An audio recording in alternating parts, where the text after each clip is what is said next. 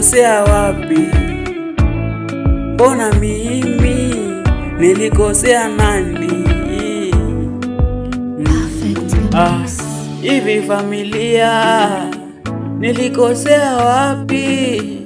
Hivi wapita njia, nilikosea wapi? Mbona sasa mnatangaza amani, huku nyuma mmeficha mapanga?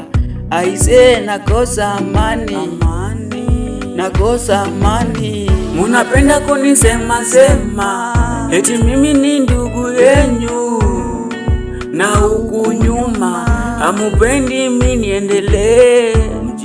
Nakosa amani, nakosa amani. Pray for me guys.